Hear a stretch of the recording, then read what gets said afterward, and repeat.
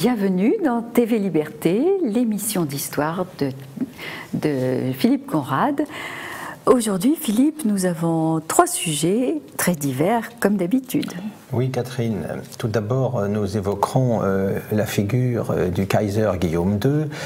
Nous sommes dans une période bien particulière, puisqu'il s'agit de la célébration du centenaire du déclenchement de la Première Guerre mondiale. Et le personnage n'a pas bénéficié, si l'on peut dire, d'une image très positive. Alors nous allons, à la faveur de la publication du livre d'Henri Bogdan qui lui est consacré, revenir sur ce sujet. Dans un deuxième temps, Catherine, dans notre rubrique La petite histoire dans la grande, évoquera une figure tout à fait exceptionnelle, puisqu'il s'agit d'Ernst Shackleton, l'explorateur polaire, qui a réalisé en 1914-1915 justement une odyssée absolument extraordinaire dans l'Antarctique, dans la mer de Weddell, en Géorgie du Sud. C'est une histoire vraiment étonnante qu'elle nous racontera tout à l'heure.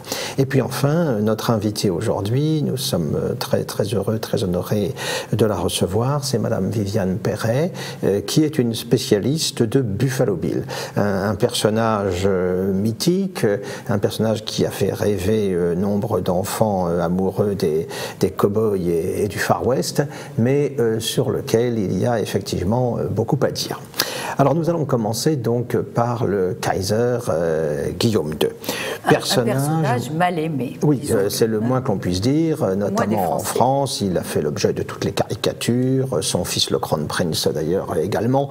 Cela peut se comprendre, étant donné évidemment l'ampleur et l'horreur de cette Première Guerre mondiale qui nous a opposés à l'Allemagne dans le conflit suicidaire que l'on sait.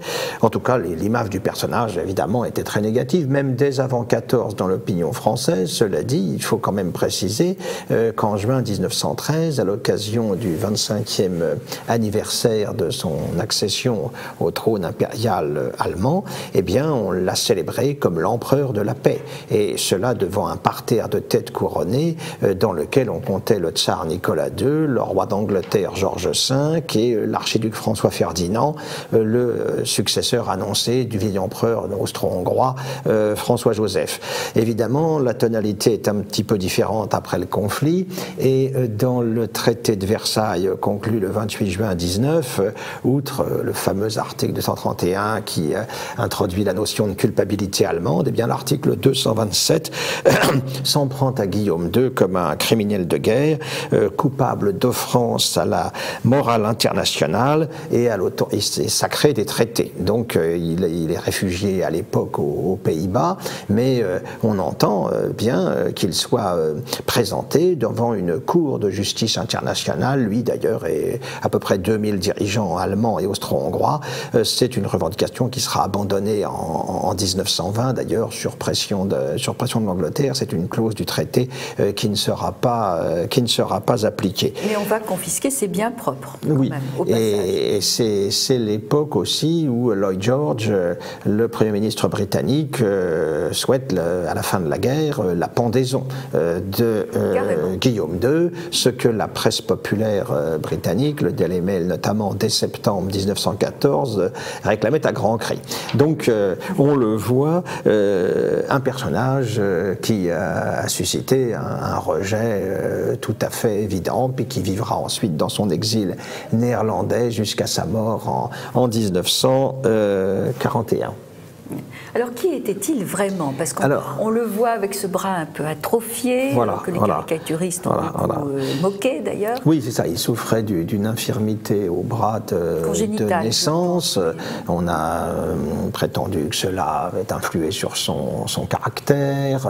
Personnage un petit peu cyclotimique, prompt à se mettre en colère. Personnage parfois fanfaron. Personnage que son entourage d'ailleurs n'a généralement pas grand mal à calmer, personnage qui s'emporte facilement mais qui prend assez vite ses distances avec les emportements en question. Cela dit, ses déclarations parfois provocatrices ou perçues comme telles ont souvent été prises au premier degré par ceux qui ne l'aimaient pas, ce qui a contribué à construire la caricature du personnage, notamment hors d'Allemagne où l'on raillait notamment notamment son goût des parades militaires, son goût des uniformes, en oubliant que c'était un petit peu le lot commun dans la plupart des grands pays à l'époque, y compris dans notre République française, où il ne s'agissait pas de plaisanter avec la revue de Longchamp, évidemment, quand intervenait le 14 juillet.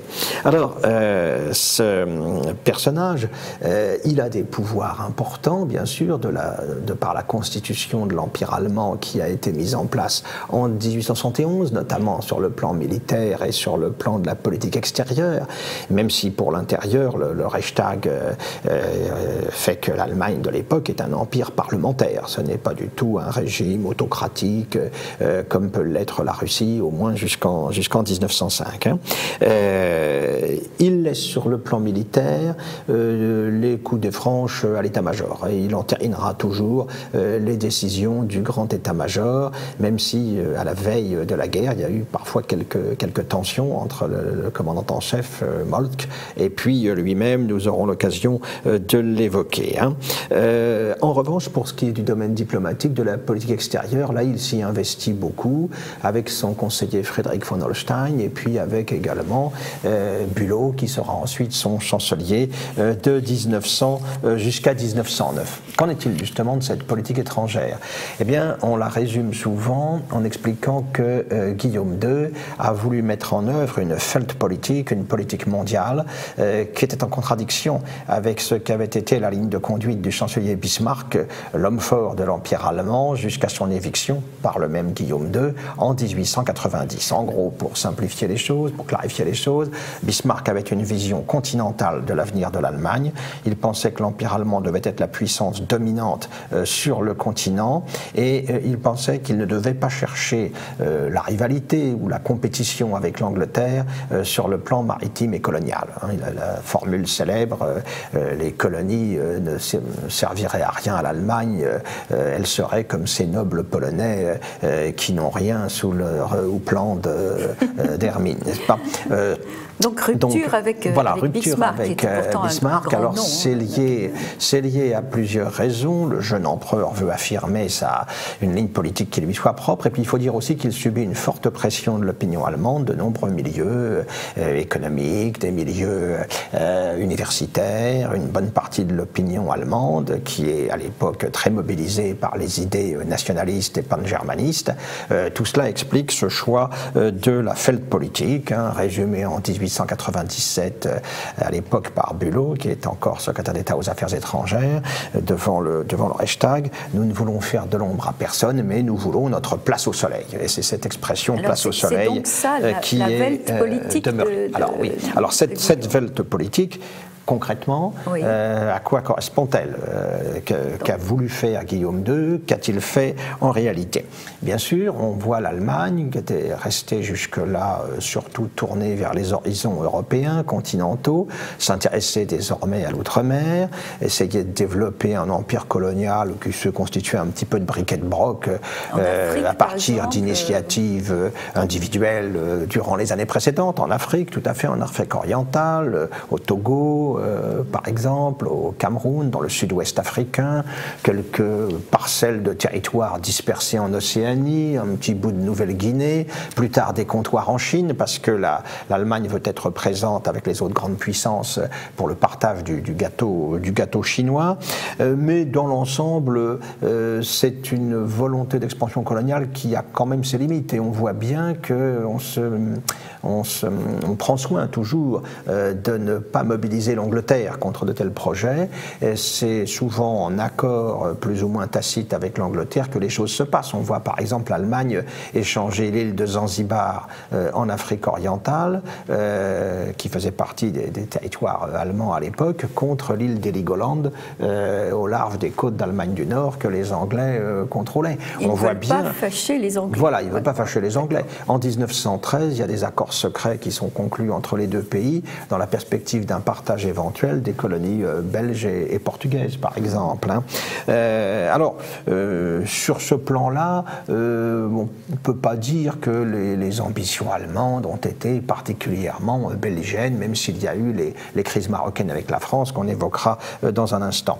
Il y a un autre domaine qu'on a souvent mis en avant, c'est la volonté de l'Allemagne de se poser désormais comme puissance navale. À partir des années 1890, on connaît la fameuse formule de Guillaume II lors de l'inauguration du canal de Kiel qui permettait de passer de la Baltique à la mer du Nord. Notre avenir est sur l'eau, de quoi susciter évidemment chez les responsables de l'amirauté britannique quelques émois, quelques inquiétudes. Et l'amiral von Tirpitz va commencer la mise en œuvre de cette politique. Alors ce qu'il faut dire tout simplement, c'est qu'entre 1890 et 1914, la flotte de haute mer, la flotte de guerre allemande représentait 10% du tonnage de la flotte britannique en 1890. Elle en représentera 40% en 1914. C'est une progression spectaculaire, mais on est quand même encore loin d'une parité avec la Royal Navy. Il y a d'autres régions où Guillaume II peut apparaître en compétition avec l'Angleterre, c'est notamment au Proche-Orient, l'influence allemande qui se développe alors dans l'Empire ottoman. À l'issue du voyage notamment que le Kaiser entreprend à Constantinople en 1898, on voit se réaliser le projet du Bagdad-Bahn, du chemin de fer de Bagdad.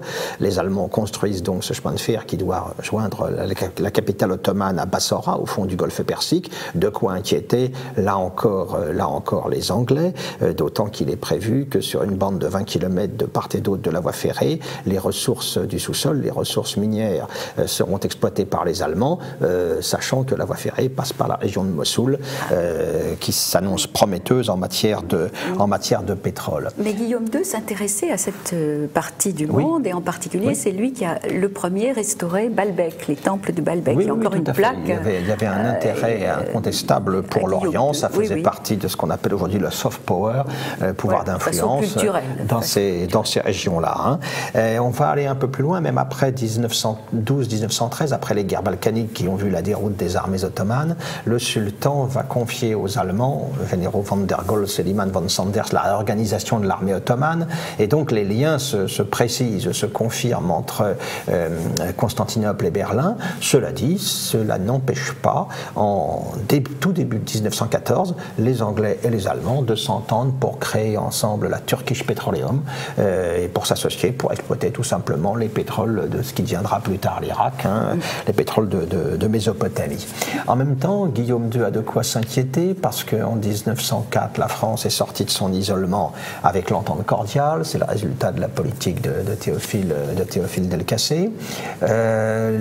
Ensuite, en 1907, l'Angleterre et la Russie, qui étaient en rivalité, en compétition dans le cadre du grand jeu eurasiatique, vont calmer le jeu l'une et l'autre, se rapprocher par un accord sur les zones d'influence respectives en Perse et puis autour de l'Afghanistan et de l'Inde, ce qui aboutit de fait à une sorte d'encerclement. Il y a une alliance franco-russe là qui est en place depuis 1893, une véritable alliance, et puis il y a cette posture de l'Angleterre maintenant qui se rapproche, de Paris et de Saint-Pétersbourg. Tout cela a de quoi inquiéter vivement, bien sûr, Guillaume II. Cela dit, il n'adopte pas de position particulièrement belliqueuse au cours des années qui séparent 1900-1914. À l'époque de la guerre des bourgs, alors que l'opinion allemande est tout à fait favorable aux bourgs insurgés contre l'Angleterre, pas seulement l'opinion allemande, d'ailleurs l'opinion française aussi. Et quasiment tous les pays européens vont envoyer des volontaires combattre aux côtés des bourgs contre les Anglais. Eh bien, il reste extrêmement prudent, extrêmement en retrait quand même. Il ne se départit pas d'une neutralité tout à fait prudente. Cela dit, en face, les Anglais ne sont pas forcément dans la même posture. En 1905-1906, quand nous aurons la première crise marocaine, le coup de Tanger, franco-allemande, à la suite du coup de Tanger, eh bien, les Anglais envisagent, Lord Fisher, le premier lord de la mer, le commandant de la Navy, envisage envisage une éventuelle guerre préventive qui permettrait de détruire la flotte allemande avant qu'elle ne devienne trop dangereuse et qui permettrait de s'emparer du Schleswig-Holstein et donc du fameux canal de Kiel. Dangereuse, oui, tout à fait. Alors cela n'a pas eu de suite. Et puis après 1910, la tension va baisser parce que le roi d'Angleterre, George V, n'a pas vis-à-vis de Guillaume II les préventions qu'avait Édouard VII. C'est son cousin. Qui était très hostile à Guillaume II. Puis il y a le problème. De la France, oui, alors quand même, parlons des Français. Alors, où on en est. On a l'Alsace et la Lorraine qui passent pas. Oui, il y a la vieille question de l'Alsace-Lorraine. Cela dit, il faut bien comprendre que les Français sont dans la posture de ne jamais oublier l'Alsace-Lorraine, mais ils ne sont pas pour autant prêts à faire la guerre pour cet enjeu-là. C'est un élément qui est agité régulièrement auprès de l'opinion publique, mais la classe politique française reste en fait assez discrète officiellement, publiquement. Surtout que, mine de rien, pendant ce temps-là, les Alsaciens se sont habitués. Voilà, tout à fait. La situation n'est plus celle de 1870. Mais enfin, il y a une rivalité à propos du Maroc. 1905, c'est le coup de Tanger. Guillaume II effectue sa croisière en Méditerranée, il s'arrête à Tanger, et là, il fait un discours perçu comme une provocation à Paris, puisqu'il annonce qu'il est très attaché à l'indépendance du Maroc et des pays musulmans menacés par les ambitions impérialistes européennes, c'est-à-dire celles de la France et de l'Angleterre principalement. Ça va ouvrir une crise qui va être réglée en 1906 avec la conférence d'Algésiras où les Allemands vont obtenir une égalité des droits sur le plan commercial au Maroc, mais c'est la France qui sort quand même avantagée de cette affaire-là grâce au soutien que lui a apporté notamment l'Angleterre en ce cas. Ensuite, les choses se calmeront. Il y aura une mini-crise en 1908 avec l'histoire des légionnaires déserteurs réfugiés au consulat allemand de Rabat, mais à cette époque où c'est pourtant le grand ministère Clémenceau en France, à aucun moment ça ne risque de dégénérer. Et en 1909, même on arrive à des accords précis, commerciaux, bénéfiques pour les deux parties, pour les Français et les Allemands. Les choses se gâtent en 1911. En effet, les Français sont intervenus à la demande du sultan à Fès pour réprimer une émeute locale. Du coup, les Allemands vont en tirer argument pour intervenir, envoyer une canonnière devant le port d'Agadir. Mais il faut préciser que Guillaume II, c'est lui qui a limité en quelque sorte la réaction. Certains de ses conseillers et les milieux nationalistes voulaient qu'on envoie carrément toute une flotte. Il faut aller à l'épreuve de force. La politique de la canonnière, voilà, ça vient de là. C'est ça.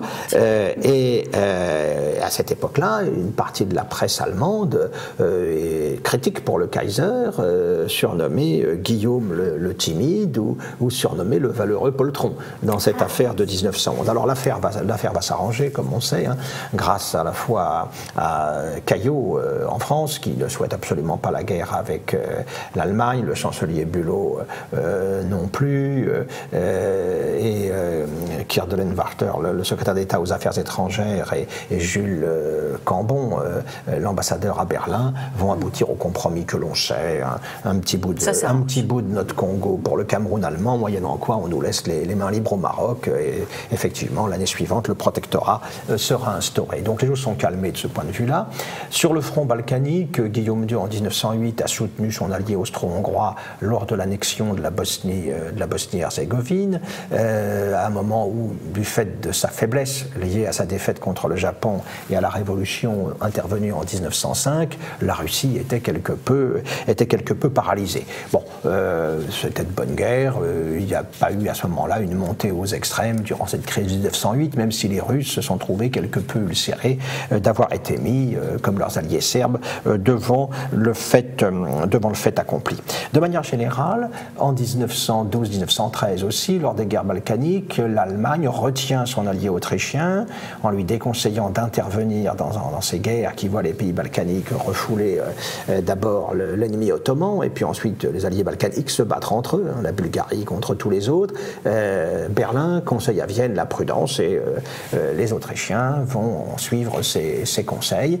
Donc on le voit, il n'y a pas une volonté de jeter de l'huile sur le feu. Tout à fait. Donc quand on arrive à ce fameux assassinat... Oui, et même avant, je voudrais citer un élément intéressant. En mars 1914, le chef d'état-major autrichien, Konrad von Enzendorf, va demander à l'ambassadeur allemand à Vienne ce qu'il pense conséquences d'un éventuel conflit entre l'Autriche-Hongrie et la Russie, susceptible d'entraîner l'Allemagne dans l'affaire. Eh bien, l'ambassadeur allemand répond, ce conflit n'a pas lieu d'être et n'aura pas lieu parce qu'il y a deux personnes qui sont farouchement opposées. C'est l'archiduc François Ferdinand, celui qui sera assassiné à Sarajevo, et c'est Guillaume II. Donc, on le voit, la figure de Guillaume II présentée comme un fanfaron va en guerre, plutôt calme, voilà, ne correspond pas véritablement à la réalité.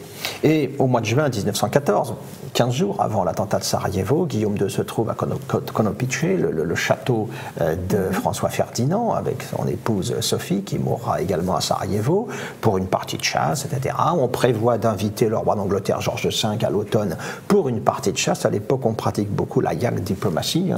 À l'occasion de réunions, de rencontres de ce genre, on règle un certain nombre de questions. Et puis ensuite, Guillaume II part dans la Baltique sur son yacht. Il part en vacances. Oui, à la fin du mois de juin, avant l'assassinat de Sarajevo, il reçoit officiellement sur son yacht une délégation d'officiers de la Royal Navy, navire britannique qui croisait par là. Et puis arrive le coup de tonnerre, évidemment, du 28 juin 1914, qui affecte beaucoup Guillaume II parce qu'il appréciait beaucoup François Ferdinand. Oui. Il s'entendait très bien avec lui. Quand le comte Hoyos, envoyé par le gouvernement autrichien, vient à Berlin les 5 et 6 juillet 1914, les Allemands l'encouragent à une réaction ferme. Il faut châtier la Serbie, puisqu'il apparaît que... Mais ça reste local. Il apparaît qu'il y a des liens entre les assassins et la Serbie. C'est très difficile à cerner. Il est certain aujourd'hui que le gouvernement serbe de Pačić n'est pas dans le coup, n'est pas concerné. En revanche, les services secrets qui se confondaient dans une large mesure avec l'organisation nationaliste de la Main Noire, eh bien, ces services secrets, eux, sont quand même concernés par l'attentat. Alors, les Allemands auraient souhaité une réaction immédiate de l'Autriche, parce que sous le coup de l'émotion de l'attentat, etc., les choses seraient passées sans doute plus facilement. En revanche, en Autriche, le comte Tisza, le hongrois, lui, veut temporiser, veut qu'on prépare un ultimatum, etc. Le commandant en chef va en guerre. D'ailleurs, par ailleurs, Konrad von Zendorf n'est pas prêt, il veut attendre. Il se préoccupe uniquement de la Serbie, pas d'éventuelles réactions russes, se disant ça, les Allemands s'en chargeront. Donc tout ça va compliquer évidemment les choses. Mais cela dit, au mois de juillet, tout le monde quitte Berlin. L'empereur repart en mer Baltique sur son yacht. Et puis vous avez Moltke, le patron de l'armée, qui va prendre les eaux et qui reviendra à Berlin que le 27 juillet. Alors les choses ne semblent pas devoir dégénérer. Cela dit, le voyage du président français Raymond Poincaré en Russie, l'accueil qu'il reçoit, la tonalité de fermeté qui entoure ce voyage, évidemment, vont créer des conditions différentes. Je rappelle la déclaration de Serge Sazonov, le ministre des Affaires étrangères russe à la Douma. L'amour de la paix de l'empereur allemand nous garantit que la guerre viendra seulement lorsque nous voudrons l'avoir. Déclaration de Sazonov à la Douma. Et puis alors on connaît ensuite l'évolution des choses, la succession des mobilisations générales, la décision finale du tsar d'ordonner la mobilisation générale lance un engrenage qui maintenant ne peut que conduire à la guerre, parce que vu ce qu'est la situation de l'Allemagne, appelée en cas de conflit à se battre sur deux fronts, elle est obligée évidemment à partir de ce moment-là de prendre l'initiative pour ne pas perdre un temps précieux dans la perspective de la guerre éclair qu'elle doit mener à l'Ouest. Donc de manière globale, on peut considérer que les Autrichiens, les Russes ont sans doute une part de responsabilité supérieure à celle de Guillaume II dans le déclenchement du conflit. On a découvert Guillaume II sous un autre jour. Merci Philippe, nous nous retrouvons tout de suite.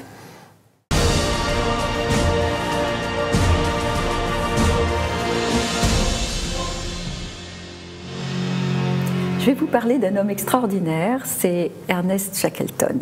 C'est un Anglais, même si sa maman était irlandaise. Alors pour la petite histoire, il était le deuxième de 10 enfants et au 10e accouchement, sa maman ne s'est pas relevée. Elle n'est pas morte, mais elle est restée couchée. Je ne sais pas, un coup de flemme ou je ne sais pas ce qui s'est passé. En tout cas, évidemment, ça a un peu perturbé l'enfance de Shackleton, qui est passionné par la mer, qui s'engage, pas tout à fait comme Mousse, c'est un petit peu mieux, c'est c'est Boy. Il s'engage sur des bateaux à 16 ans et il va faire une carrière très rapide puisqu'à 24 ans, il est nommé capitaine de son propre bateau. Et c'est un passionné des expéditions polaires. Alors il y a eu Scott et Amundsen avant lui qui ont eu des succès. Lui, c'est celui qui n'a pas de chance, il va rien réussir, mais en même temps, il va marquer son temps par la force de sa personnalité et par le fait qu'il a ramené tout son équipage vivant. Et c'était pas gagné du tout. Alors il commence par une petite annonce qui va avoir un grand retentissement qui dit « Cherche homme pour voyage incertain, petit gage, froid rigoureux, long mois de nuit complète, danger permanent, retour pas sûr du tout, honneur et reconnaissance en cas de succès ». Eh bien, curieusement, il va avoir 5000 réponses du monde entier, des Américains, des Australiens, des Néo-Zélandais, bien sûr des Anglais, et il va réunir un équipage de 58 hommes sur 2 bateaux, mais on va surtout parler du sien, qui s'appelle l'Endurance. Et l'Endurance va partir, et c'était prévu pour le 6 août 1914. Évidemment, la guerre ayant éclaté 3 jours avant, il est très ennuyé et il demande à Churchill, est-ce que je dois partir, est-ce que je dois mettre mon bateau au service de l'Angleterre? Et Churchill lui dit, non, non, vous partez, c'est prévu. Vous partez. Donc première traversée jusque vers l'Amérique du Sud et il arrive sur l'île de Géorgie du Sud le 5 décembre. Alors, Géorgie du Sud, bien sûr, rien à voir avec la Géorgie américaine. C'est une île totalement perdue au large du Cap Horn. Le 5 décembre 1914, il repart de la Géorgie du Sud. C'est déjà très très difficile. Alors c'est l'été, hein, c'est l'été austral, mais cette année-là, ce qu'on appelle le pack de neige et de glace est beaucoup plus au nord que ce qu'il espérait. Donc il met le cap sur le pôle sud, sur l'Antarctique, mais il va être très vite arrêté par la glace qu'il ne peut pas traverser. Alors pendant des semaines, il arrive à progresser péniblement. Il a une technique bien à lui. Quand le bateau est arrêté par la glace, il recule, il fait machine arrière, il met toute la puissance, il fonce dans la glace, ça fait une fissure, puis il refait ça 3-4 fois et finalement la banquise se fissure et s'écarte suffisamment pour que le bateau puisse progresser encore de quelques miles. Mais il y a un moment où ça s'arrête et le 19 janvier 1915, le bateau est bloqué pour de bon. Alors, bon, on commence des mois à bord. Ils posent leurs affaires sur la banquise d'à côté, parce qu'il faut penser qu'il y a des chiens de traîneau. Ils avaient prévu, en fait, de traverser la mer de Weddell, de traverser le pôle et de retrouver la mer libre de l'autre côté. Vous imaginez un peu l'expédition. Ça ne va pas se passer comme ça. Ils sont bloqués. La vie s'organise à bord de façon assez, ma foi, satisfaisante. Ils s'occupent beaucoup des chiens qui sont très importants. 100 chiens au départ, donc une cinquantaine sur l'Endurance. Ils vont avoir des petits. Alors on a les photos de tout cela parce qu'il y a un remarquable photographe qui s'appelle Frank Verley qui filme et photographie tout ce qui se passe. Et jusqu'au bout, on va avoir des photos. Et ça, c'est quelque chose d'extraordinaire. Ces plaques ont survécu à des froids épouvantables. Ça va descendre jusqu'à moins 33 degrés. La plupart du temps, ça tourne autour de moins 20, ce qui est déjà rude.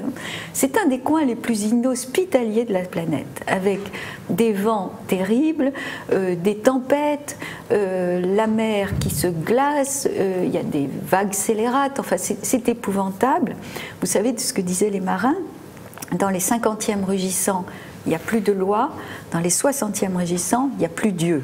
Et là, il était au 70e. Donc vous imaginez un peu le maelstrom que ça représente. Et ils continuent quand même à faire des expériences scientifiques. Ils attendent un miracle, que le bateau soit dégagé. Et hélas, le bateau va être écrasé par les glaces. Et ça, il y a des pages terribles, parce qu'ils écrivent, ils photographient.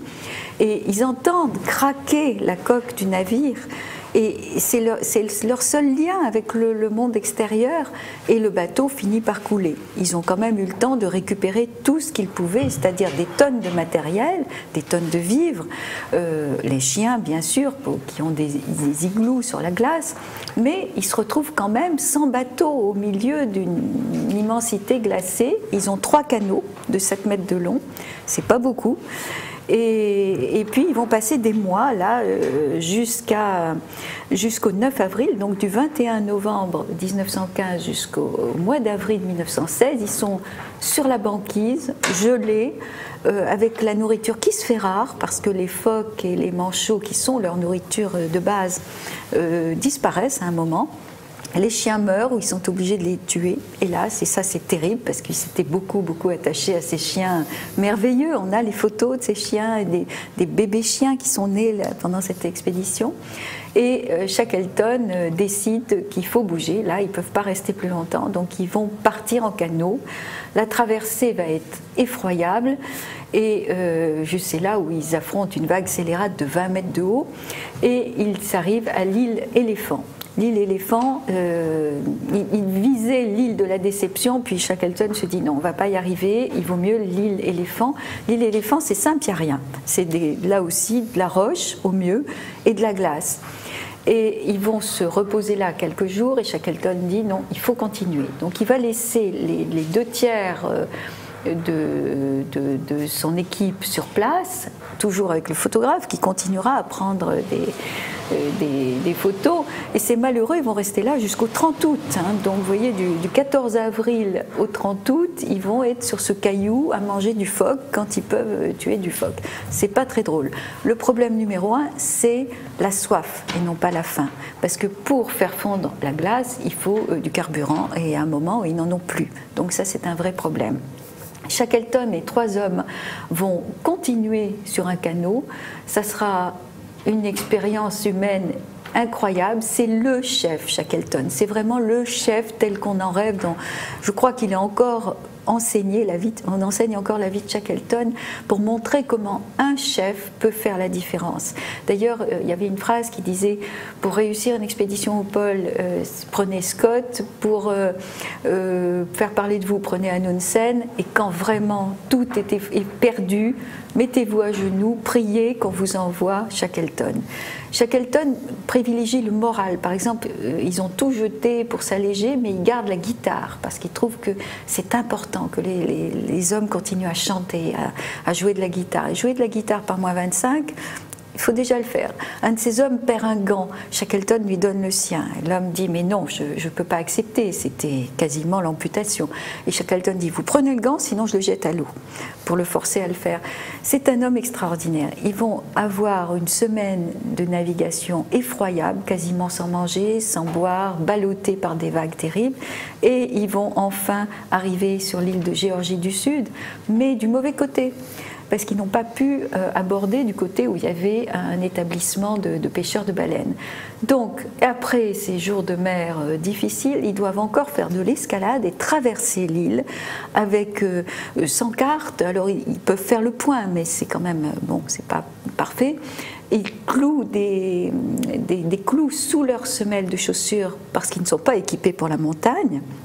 Et grâce à une herminette de charpentier de marine, ils arrivent à grimper sur ces glaciers, à redescendre de l'autre côté. Ils arrivent complètement épuisés dans la station baleinière où on les regarde vraiment comme des revenants. Ils sont évidemment en loques, avec des gelures très, très graves. Et Shackleton dit tout de suite, on repart tout de suite, on va chercher ceux qu'on a laissés sur l'île Éléphant. Il faudra quand même des mois pour réussir à les récupérer, mais son honneur, c'est qu'il a ramené tout le monde. Il sera totalement épuisé et il mourra d'une crise cardiaque en 1922.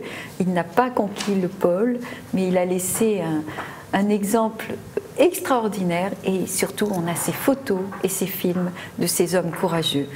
Bravo, Monsieur Shackleton.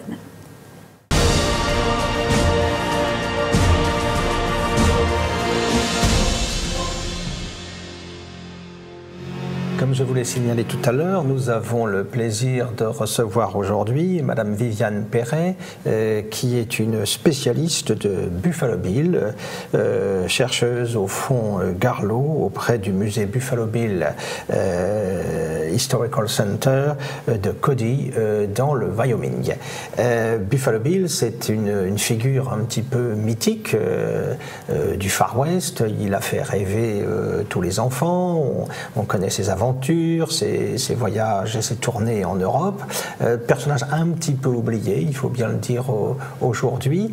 Alors, d'abord, pouvez-vous nous rappeler rapidement qui était ce personnage, ce Will Cody?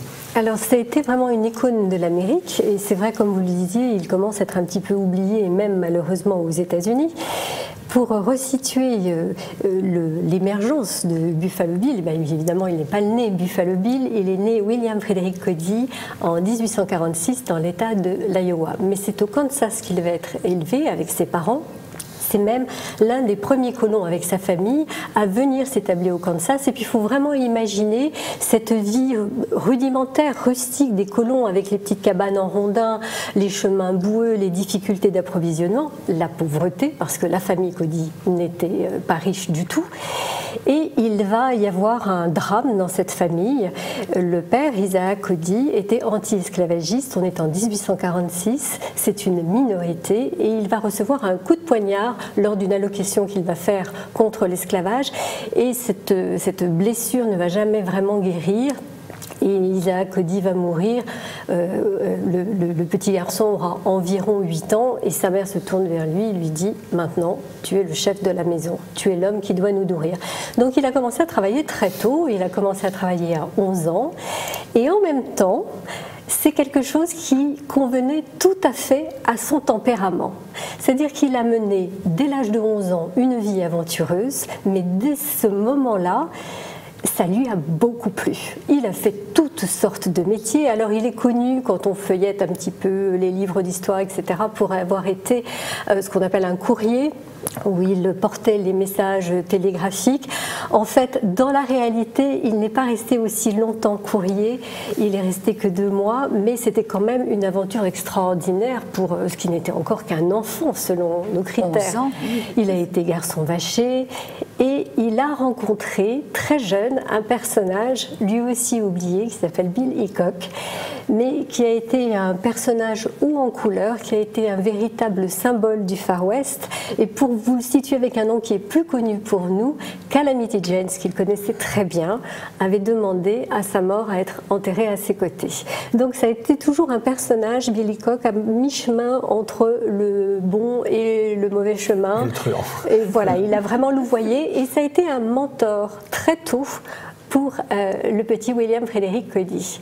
Mais ça n'a pas empêché ce garçon de faire toutes sortes d'autres métiers. On arrive à la guerre de sécession, il s'engage donc dans un régiment du Kansas. Bon, il raconte qu'en fait il s'est engagé parce qu'il avait trop bu et que le recruteur en a profité, mais c'est pas forcé parce qu'il manifeste aussi très tôt une volonté de s'inscrire dans cette nation américaine qui est encore très jeune et qui est en train de s'agrandir. C'est en pleine expansion avec le grillonnage des territoires. La frontière, ce qu'on appelle la frontière, c'est-à-dire l'Est et l'Ouest qui se rejoignent, n'est pas encore fermée. Les parties ne se sont pas encore rejointes. Donc il se retrouve à un moment éclaireur. Il a été par 2 fois éclaireur. Une première fois, nous ne sommes pas encore dans les guerres indiennes, et une seconde fois dans les guerres indiennes. Et là, il va rencontrer le général Sheridan. Ça va être un grand moment pour lui, cette année 1872, parce que non seulement il va être remarqué du général, or l'armée a besoin de se refaire une belle image de marque. Il va profiter de la notoriété de ce qui est devenu Buffalo Bill pour l'exploiter pour l'armée. Alors comment est-il devenu Buffalo Bill? Il est devenu Buffalo Bill parce qu'il a travaillé pour une ligne de chemin de fer qui s'appelait la Kansas City Railways et pour laquelle il l'a fourni en bison pour nourrir le personnel au fur et à mesure qu'il se déplaçait. C'était donc un excellent tireur, un cavalier émérite, un fou de chevaux. Vraiment, il aimait énormément ses chevaux. C'était Enfin, pour lui, il avait dû à un moment vendre un cheval lorsqu'il a dû s'engager dans l'armée, et quelques années plus tard, il est allé voir le propriétaire pour voir comment le cheval se portait. Donc, pour lui, c'était vraiment la nature, l'aventure faisait vraiment partie profondément de lui-même. Et il a obtenu ce surnom de Buffalo Bill pour bison américain. Mais donc il tuait beaucoup de bisons dès cette époque. Voilà, alors j'en profite peut-être pour bousculer une idée reçue, parce qu'on lit très souvent dans des ouvrages en français que c'était un horrible tueur de bisons et qu'il serait responsable de l'éradication des bisons. Alors, tuer des bisons pour nourrir les ouvriers du chemin de fer, et en plus en se déplaçant en même temps, on se rend bien compte que c'est pas ça qui va décimer des milliers et des milliers de bêtes qui couvraient les plaines à cette époque. Non, malheureusement, la vraie raison, c'est la volonté qu'avait l'armée américaine d'éradiquer la nourriture des Indiens, leur mode de survie, de façon à venir à bout de ces guerres indiennes, parce qu'ils n'en arrivaient pas à bout. Si on totalise le nombre de morts dans cette guerre, en fait, il y en a eu relativement peu par rapport aux épidémies qui ont pu décimer jusqu'à des nations entières d'Indiens. Donc l'armée américaine payait 25 cents la langue. Donc vous aviez des gens qui venaient tuer les bisons et qui ne les utilisaient pas. Donc les carcasses pourrissaient dans les plaines. Or dans le bison, on utilise absolument tout. C'est-à-dire non seulement la chair et non seulement la peau, mais aussi la corne. Tout est transformé. Les tendons, tout est transformé. Les tendons qui servent à lier effectivement des bois ensemble. Donc on utilisait tout. Et il faut même ajouter que malheureusement, des Indiens qui avaient été déjà extrêmement bousculés dans leur mode de vie, qui avaient déjà perdu leur territoire, s'y sont mis aussi. Et puis vous aviez aussi les chasseurs de fourrure qui ne demandaient pas la nourriture. Donc vous avez cette espèce d'énorme phénomène qui faisait que le bison était en voie de disparition. En 1872, donc on est toujours avec notre Buffalo Bill qui a acquis son surnom, qui est éclaireur pour l'armée et qui a rencontré le général Sheridan qui lui fait participer à des chasses dans lesquelles vous avez le grand-duc de Russie qui vient pour redorer le blason de l'armée américaine. En même temps, il va rencontrer un espèce de journaliste qui écrivait des romans de gare, qui était toujours un petit peu à l'affût, puis qui suivait l'armée, qui transmettait des nouvelles. Ce journaliste s'appelle Ned Buntline, il trouve le personnage très intéressant et il écrit un roman, mais vraiment ce qu'on appelle le petit roman à 3 sous qui se vendait et qui s'appelle Buffalo Bill, l'homme de l'Ouest. La seule différence, c'est qu'il le fait mourir à la fin du roman. Et ce roman a un succès énorme. Donc le nom de Buffalo Bill se propage en direction des capitales comme Denver, New York, Philadelphie, Boston, donc dans des régions entre guillemets civilisées qui sont très très loin des guerres indiennes, très très loin des chercheurs d'or, très très loin de cette situation de frontière. Mais ça fait rêver les gens. Mais ça commence à faire rêver les gens, parce qu'on commence effectivement à avoir cette idée de l'Ouest sauvage, parce que vous avez déjà des zones qui ne sont plus du tout en difficulté, qui sont extrêmement civilisées. Donc vous commencez à avoir cette envie de pouvoir fantasmer, mais au fin fond de son fauteuil devant un bon feu et en n'ayant pas des années derrière la porte. Un peu comme David Crockett en fait. Voilà, David Crockett, c'est effectivement le même style. Le même style, oui. Et puis, Buffalo Bill va continuer sa carrière et il va retrouver Ned Buntline une année plus tard, qui va lui dire mais pourquoi est-ce qu'on ne ferait pas une évocation sur scène de la vie de l'Ouest, puisque visiblement ça a eu tellement de succès du côté de la Nouvelle-Angleterre, pourquoi est-ce qu'on ne ferait pas ? Pourquoi pas ? Il était marié depuis 1866 à une femme qu'il avait rencontrée à Saint-Louis, qui s'appelait Louisa Frederici, qui était d'ailleurs d'origine d'Alsace-Lorraine. Enfin, ses grands-parents étaient d'origine d'Alsace-Lorraine. Donc pas du tout une indienne. Il n'est pas non, pas du tout une indienne. Il avait eu 4 enfants, il fallait bien quand même faire bouillir la marmite. Pourquoi pas, s'il y a de l'argent à gagner. Et alors, c'est un trio totalement improbable qui a commencé à monter sur scène, donc on est en 1873. Vous aviez donc ce fameux Billy Cock avec une dégaine pas possible, Vous aviez Buffalo Bill qui commençait à être très connu, et vous en aviez un autre qui s'appelait Texas Joe. Et c'était des films cachettes, des cavaliers émérites qui se retrouvaient sur une scène où bien évidemment ils n'avaient strictement aucun don de comédien. En revanche, ils avaient déjà le sens du spectacle. Donc ils tiraient en l'air à blanc, mais les gens ne venaient pas vraiment écouter une bonne pièce avec une bonne histoire. Ils venaient déjà voir une reproduction de la vie du Far West. Et ça, ils ont tourné très longtemps, jusqu'à ce que la chance mette sur le chemin de Cody, de Buffalo Bill. Il a fait une rencontre qui a vraiment changé son existence. Il a rencontré Nate Salisbury. Alors Nate Salisbury, c'était l'antithèse. Vous aviez Buffalo Bill qui avait beaucoup pris de son mentor, qui s'habillait toujours de manière extravagante, c'est-à-dire qu'il s'était créé un personnage. Vous aviez le grand chapeau, vous aviez les cheveux longs, vous aviez tous les vêtements en peau, avec le gros ceinturon, jamais sans son fusil, qu'il appelait Lucrèce Borgia, jamais sans son fusil, avec le cheval. Enfin, vous aviez comme ça tout un costume, toute une apparence. Il avait bien compris qu'il fallait jouer son rôle. Nate Salisbury, c'était un homme plutôt petit, parce que Buffalo Bill était très grand, surtout pour son époque. Un homme plutôt petit, bien rasé, très discret, qui parlait plusieurs langues, qui parlait parfaitement bien le français, qui parlait parfaitement bien l'allemand, mais qui était un excellent homme d'affaires. Et ensemble, ils ont créé le Wild West Show, Buffalo Bill Wild West. Alors je dis show pour bien qu'on sente que ce soit un spectacle, mais ils n'ont jamais accolé le mot show à leur spectacle. Pour deux raisons. La première, c'est parce que vous aviez une taxe supplémentaire. Si on mettait le mot spectacle. Si on mettait le mot spectacle, parce qu'on tombait dans la catégorie des cirques. Oui. Et la seconde, c'est que Buffalo Bill voulait absolument que ça représente une évocation de ce qu'était, ce qu'on appelait la frontière, l'Ouest, et qu'en conséquence, ça avait un intérêt éducatif. Go West, young man. Alors, Go West, c'est encore plus loin. Oui. Tandis que là, on est vraiment dans ce qui représente le Dakota, Dakota du Nord, Wyoming, Kansas, Nebraska. C'est vraiment les grandes plaines. C'est vraiment les grandes plaines. Et c'est ça qu'il va représenter. Et donc, il va créer ce spectacle en 1883. Et ce spectacle va marcher tout de suite. Parce que vous aviez un homme d'affaires qui gérait un homme qui avait vraiment le sens du spectacle, mais pas celui des finances, et il ne l'aura jamais. Et en même temps, vous aviez quelqu'un qui savait trouver les numéros et qui savait recréer cette atmosphère. Donc, qu'est-ce que c'était que le Wild West? Qu'est-ce que c'était que le spectacle? En fait, vous aviez une immense arène. Dans cette arène, au fond de l'arène, vous aviez des grands morceaux de tissu, des pans de tissu, mais immenses, qui faisaient des mètres et des mètres longs, qui étaient peints avec des paysages de la région. Et vous aviez des numéros.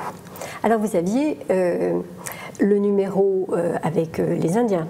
Vous aviez le numéro avec la petite cabane de Rondin qui est attaquée par les colons. Donc la petite maison dans la prairie.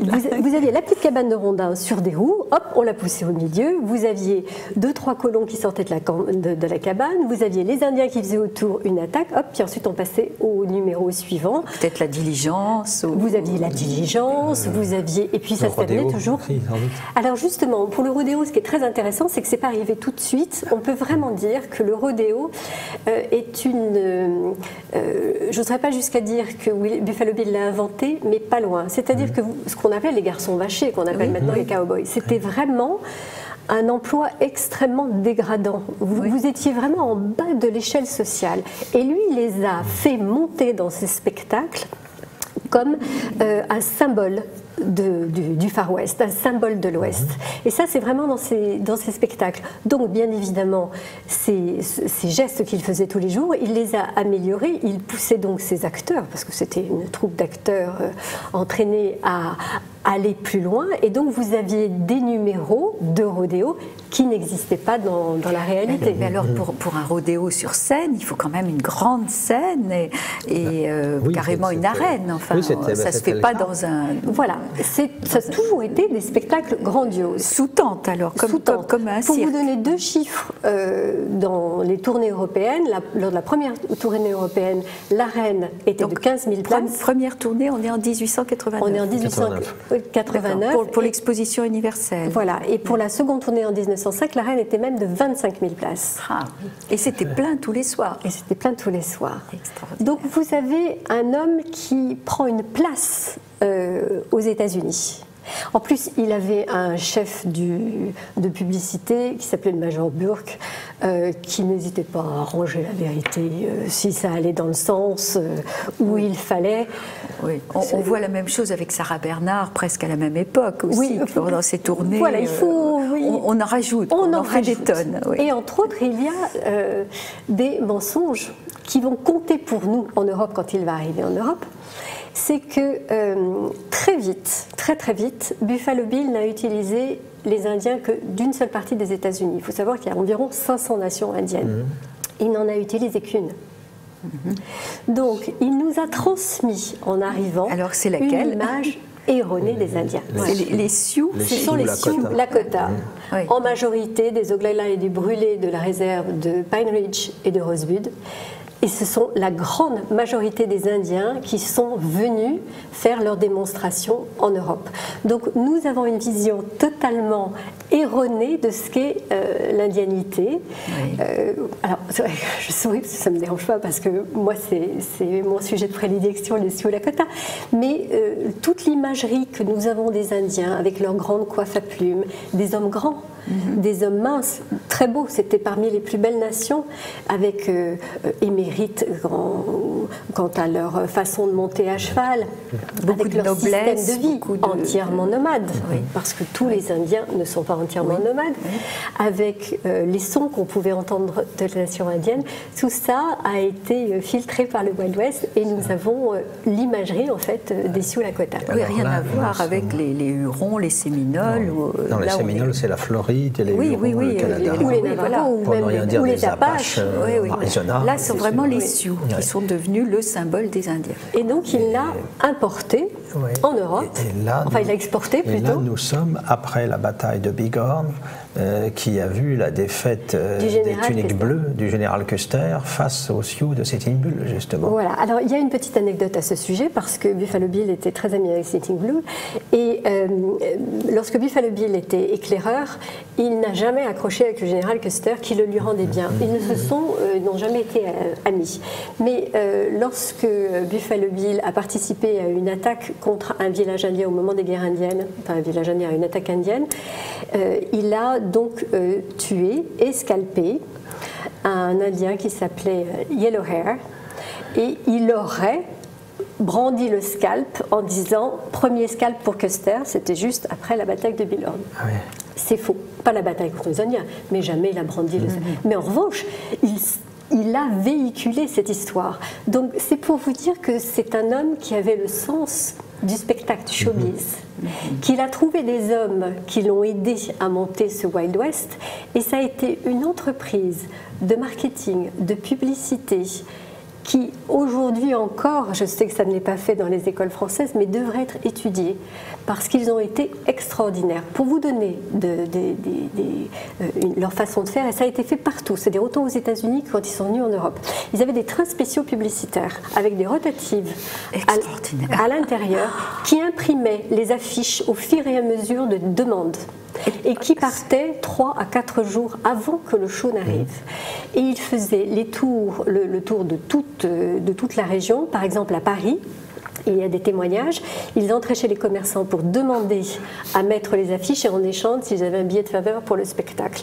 Donc quand quand le show arrivait dans une ville, la ville avait déjà été entièrement tapissée de publicité. Et puis c'était des très très belles affiches dessinées. Il y avait récemment l'exposition sur les affiches de la guerre de 1914. Donc vous pouvez retrouver cette imagerie populaire, des très beaux dessins, des couleurs très vives. Et il y avait cette fameuse affiche où on voyait un bison, et au cœur du bison, le visage de Buffalo Bill, son nom, et juste en dessous, je viens.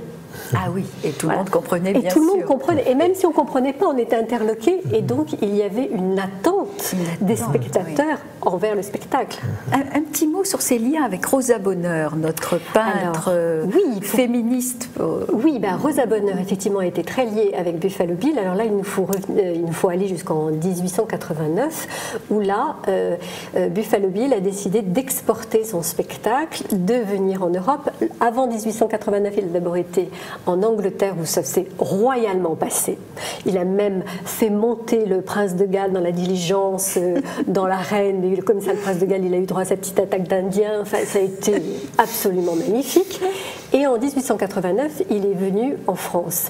Les Major Burks et sa bande de publicitaires avaient tellement bien préparé la chose que les journalistes se sont déplacés au Havre pour attendre le bateau. Ah, c'était vraiment une star. C'était vraiment une star. Et vous avez un chroniqueur mondain de l'époque qui envoyait ses dépêches. On attendait le bateau est arrivé à l'heure. Et Buffalo Bill a fait monter les Indiens sur le pont du bateau, et les Indiens ont fait une danse d'accueil à ces journalistes. Parce que les deux vraies stars du Wild West, c'était Buffalo Bill et les Indiens. Pour vous dire, il y a eu une fois un souci à la cantine. Et le chef des Indiens, enfin pas le chef des Indiens, mais celui qui gérait un petit peu, qui parlait déjà anglais, puisque la plupart des Indiens ne parlaient que le Lakota, est allé trouver Buffalo Bill pour lui dire qu'il y avait un problème de nourriture. Ce problème de nourriture, c'était celui-ci. On leur faisait manger de la nourriture anglaise, américaine. Malheureux. Exactement, alors que les Indiens avaient l'habitude d'une nourriture carnée avec des morceaux de viande très gras. Et c'est ça qu'ils réclamaient. Oui, le porridge, évidemment, un petit peu triste. Buffalo Bill est allé en personne dans la cuisine, fou furieux, arrachant la porte de la tente, rentrant dans la cuisine en disant « Le clou du spectacle, ce sont les Indiens. Et s'il y a quelqu'un pour qui je ne veux aucune négligence, ce sont bien eux. » C'était terminé. Donc c'est pour vous dire que, contrairement à ce qu'on entend souvent, que les Indiens étaient maltraités, etc., dans la troupe de Buffalo Bill, non seulement il était conscient de la valeur, mais il n'engageait que des Indiens, des vrais Indiens, et non pas des Blancs grimés en Indien, comme ça s'est passé après. Comme on verra dans les films. Comme on verra dans les films après, parce qu'effectivement, pendant des années et des années, reprenez justement les vieux films des années 60, ce ne sont pas des Indiens, mais ce sont des Blancs. Fantastique. Exactement. Et en plus de ça, il avait une connivence avec eux, parce qu'il était aussi un homme de la nature. Et lorsqu'il venait les engager sur la réserve de Pine Ridge, il ne cherchait pas à dormir dans un hôtel, il dormait dans un tipi. Et il y a des petits morceaux de films. Il ne parlait pas le Lakota, il ne parlait aucune langue indienne, mais il parlait la langue des signes. Ah oui, d'accord. Vous avez une langue des signes qui malheureusement s'est perdue avec les réserves, puisqu'il n'y avait plus besoin il n'y avait plus besoin, c'était pas une question de besoin, c'est qu'il n'avait plus le droit de circuler et de vivre comme auparavant. Donc cette langue des signes qui servait entre les nations indiennes, si vous parlez comment, vous ne comprenez pas le Lakota. Qui était commune à plusieurs nations indiennes. Donc. Elle était tout à fait commune, et donc il pouvait dialoguer avec cette langue des signes, comme vous avez la langue des signes pour les sourds. C'est exactement de la même façon, et on a des petits morceaux de films où on voit Buffalo Bill. Genre Hugues, comme ça. Alors Hugues n'existe pas. Je suis désolée, mais Hugues n'existe pas. Alors là, c'est vraiment une invention. Une invention du film hollywoodien, de scénaristes qui ne connaissent pas du tout la langue indienne, et ça n'existe mais absolument pas. Enfin, ça existe maintenant grâce au film, effectivement. Voilà, mais ça n'est toujours pas dans les langues indiennes, ce n'est pas toujours pas la manière de saluer, et ça n'existe pas. Pendant cette tournée européenne, est-il allé en Allemagne? Oui, il est allé en Allemagne, et à ce sujet, il y a deux anecdotes qui sont assez amusantes. Alors là, on fait un petit bond en avant, parce qu'il est allé en Allemagne en 1889, mais où il a eu un énorme succès.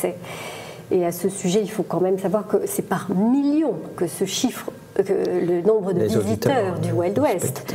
Et par exemple, en 1905, puisque c'est là où se situent les anecdotes avec un monsieur dont vous avez parlé, à savoir l'empereur. Eh bien, en 1905, à Paris, il est resté 3 mois. Il est resté d'avril à juin 1905. Vous avez eu 3 millions de visiteurs. Donc vous pouvez imaginer sur ces 2 tournées le nombre de visiteurs qui ont vu ces spectacles. Eh bien, en fait, les Allemands sont venus à Paris. Et ils ont suivi à la trace, la troupe du Wild West. Il y avait tout un lot d'officiers avec des petits carnets et qui notaient et qui suivaient parce qu'ils étaient fascinés par la manière dont était construite la logistique du Wild West. Nous parlons par exemple en 1889 de 640 personnes. Donc c'est une petite entreprise. Et puis vous aviez les animaux, vous aviez les chevaux. En 1889, vous aviez en plus des bisons que vous n'avez plus en 1905. Donc vous pouvez imaginer un campement extraordinaire. Ces personnes arrivaient par bateau. Il fallait tout charger. Il fallait charger le matériel. Il fallait pouvoir monter l'arène. Vous n'aviez pas seulement les vaqueros, vous n'aviez pas seulement les cowboys et cowgirls, vous n'aviez pas seulement les Indiens et les tireurs d'élite. Vous aviez aussi le barbier, les cuisiniers. Il fallait transporter d'énormes marmites. Costumiers. Les costumiers. Vous aviez une organisation incroyable. Phénoménale. Oui. Or, ça se passait toujours sans un icroche. Il y a des livres entiers qui étaient donnés à chaque fois dans toutes les gares du pays. Donc notre SNCF avait reçu le sien pour expliquer comment ils affrétaient des trains spéciaux, comment monter les trains. Parce que par exemple en 1905 ils étaient donc sur le Champ de Mars, il y avait une gare sur le Champ de Mars, donc ils sont arrivés jusqu'à cette gare. Comment charger, comment décharger, le type de rail, tout était calibré au millimètre près. Et ça plaisait aux Allemands. Ça plaisait énormément à ces officiers prussiens qui suivaient, mais pas à pas, chaque élément. Et Buffalo Bill a dit que malheureusement, il semblait que son organisation avait contribué à la logistique d'organisation de la guerre de 14-18 dans le chargement et déchargement des trains, qui est quand même très inattendu, n'est-ce pas, Philippe, en temps de guerre. Et la deuxième anecdote sur le Kaiser, elle est due à Annie Oakley. Vous aviez des tireurs d'élite et vous aviez bien évidemment cette célèbre Annie Oakley, qui est un tout petit bout de femme, qui était extraordinaire dans la précision de ses tirs. Annie Oakley. Annie Oakley. Oui. Et le Kaiser avait donc une cigarette et elle a donc tiré sur cette cigarette pour la faire éclater en vol. Et elle a ensuite écrit dans ses mémoires qu'elle avait regretté d'avoir réussi ce tour. Elle aurait préféré manquer ce coup. Et tuer le Kaiser. Ça, c'était en 1917. Voilà. Après 1917. Oui, probablement. Exactement. C'était dans ce tour en 1905. Eh bien, écoutez, merci infiniment, Viviane Perret. C'était vraiment passionnant et un grand vent d'ouest a soufflé aujourd'hui sur TV Liberté. On peut dire à nos auditeurs qu'ils peuvent voir les derniers jours de l'exposition au musée Branly sur les Indiens des plaines, où ils retrouveront justement toutes ces peaux de bisons travaillées. Il reste quelques jours, je crois, et vous ne verrez plus jamais les objets indiens de la même façon. Et en tout cas, nous avons appris beaucoup de choses sur Buffalo Bill, une figure qui est beaucoup plus moderne qu'on ne le pense. Merci infiniment. Merci. Merci Philippe, et on vous donne rendez-vous la semaine prochaine.